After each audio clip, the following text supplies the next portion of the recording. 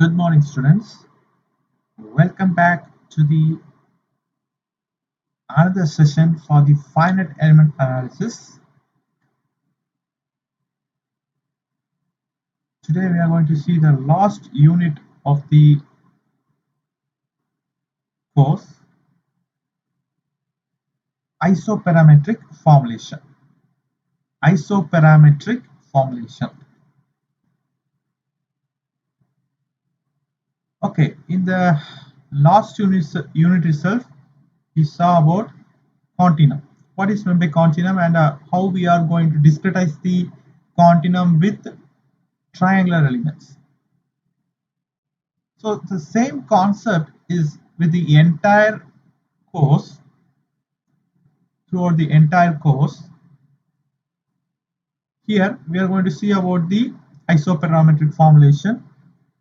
So normally the finite element method is a powerful technique for analyzing the elements or any complex problems or irregular geometry. So continuum is one of the irregular geometry. The 2 or 3 dimensional elements, which we call it as a triangle, rectangle, brick, cannot be used efficiently for irregular geometrics that we discussed in the previous units. So here in this unit, we are going to discuss about that. So here we are considering one continuum. The figure shows itself, it is a continuum. And the second figure shows it is discretized, the continuum which is discretized by using the triangular elements. It is difficult to represent the curved boundaries by straight edge elements. It is very difficult to represent the curved boundaries by straight edge elements. A large number of elements may be used to obtain reasonable resemblance between original body and assemblage. So here the large number of elements may be used to obtain a resemblance between the original body and the assemblage. Okay, to overcome this drawback, we are using isoparametric elements for solving this problem. Okay, in these problems, so it is involved with the curved boundaries, a family of elements which is known as isoparametric elements. Okay, the isoparametric elements which are used to get the analysis of the irregular parts and irregular elements to get the exact analysis which is used to get the output of the element. Okay, the next one is natural coordinates. First, we should know what is the natural coordinate and why we are using the natural coordinates. It is used to define any point inside the element by set of dimensional numbers whose magnitude never exceeds unity. So it is very useful in the assembling of stiffness matrices. It is very useful in the assembling of stiffness matrices.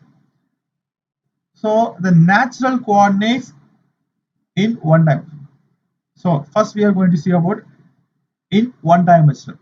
How we are using the natural coordinates in one dimension. Okay, here there is a two noded element which is shown in the diagram. There is a two noded element which is shown in the diagram. At point P, inside the line, the element is identified by two natural coordinates L1 and L2.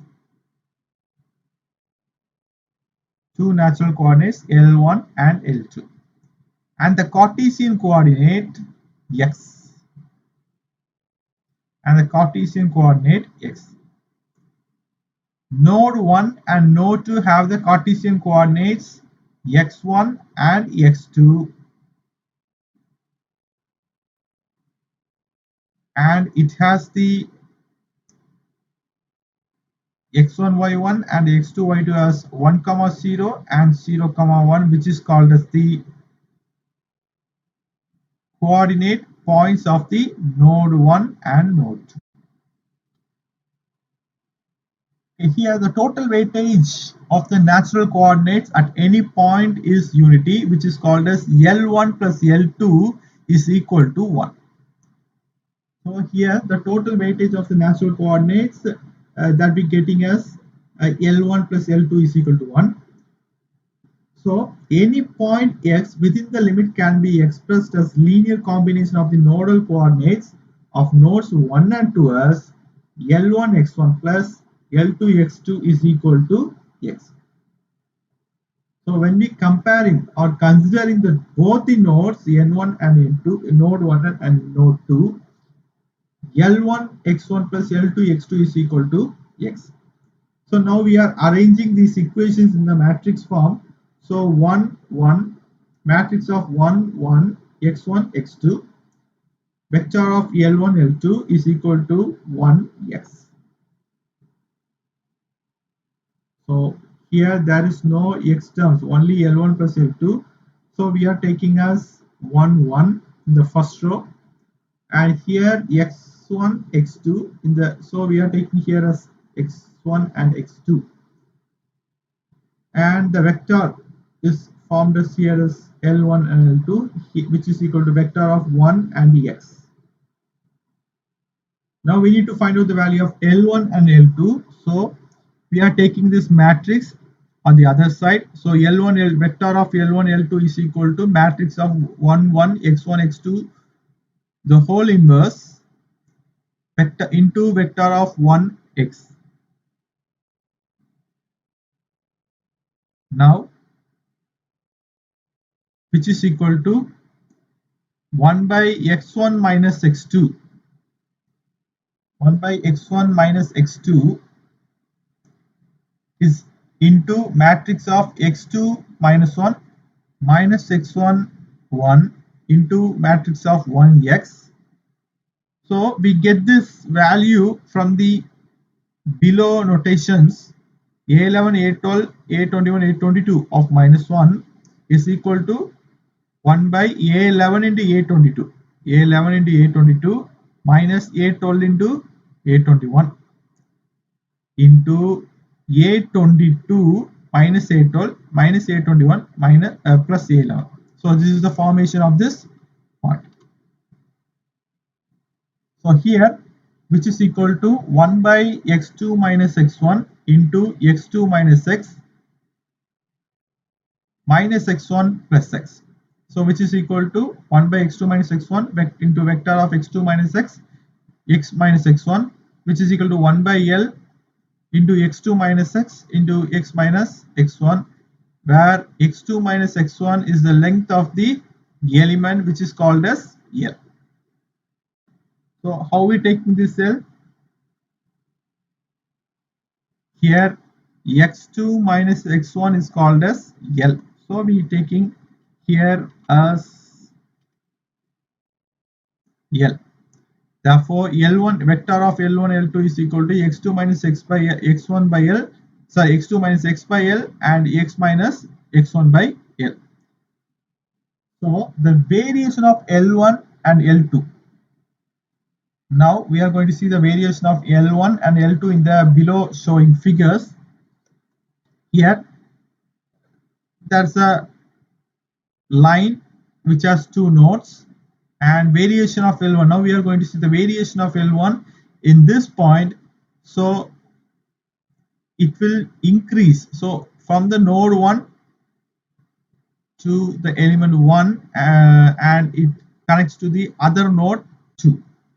Likewise, this is the variation of L1, variation of L1, and now we are going to see the variation of L2 from 1 to 1 and joins at the point node 2. So this is the variation of L2.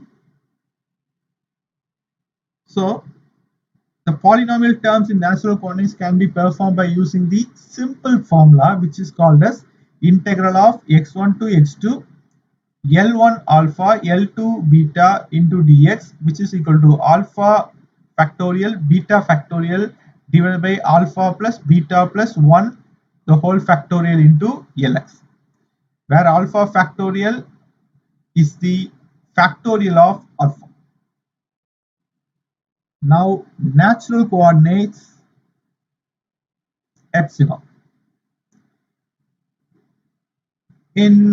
Normally in one-dimensional problem, the following type of natural coordinates is also used. So what is the following type?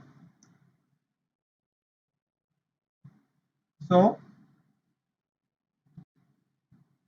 what's the following type? In the local number of scheme, the first node will be numbered as 1 and the second node will be numbered as 2. C is the center of nodes 1 and 2 and P is the point referred. So the natural coordinate epsilon for any point in the element is defined as. So in the local number scheme, the first node will be numbered as 1 and the second node will be numbered as 2. And C is the center of nodes 1 and 2 and P is the point which is referred. Now natural coordinates in 2 dimensions. So here point P is the point, let P is the point inside the element and it has 3 coordinates L1, L2 and L3. So from the definition of natural coordinates, we know that L1 plus L2 plus L3 is equal to 1 and L1 x1 plus L2 x2 plus L3 x3 is equal to x and L1 y1 plus L2 y2 plus L3 y3 is equal to y. So this is the combination of natural coordinates in 1 dimension to 2 dimensions. Now we are going to see about the isoparametric element. Now see the figure, it has a quadrilateral element. Here in this element that we here in this element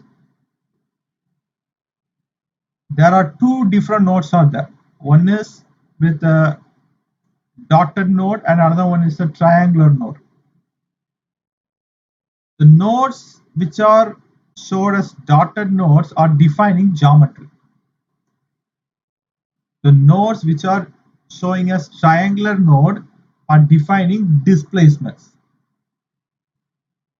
In this isoparametric element, all the 8 nodes are used in defining geometry as well as displacements. So in this isoparametric element, all the 8 nodes, here there is 8 nodes are there. 1, 2, 3, 4, 5, 6, 7, 8. So 8 nodes are there. So all the 8 nodes are defining the geometry as well as defining the displacements.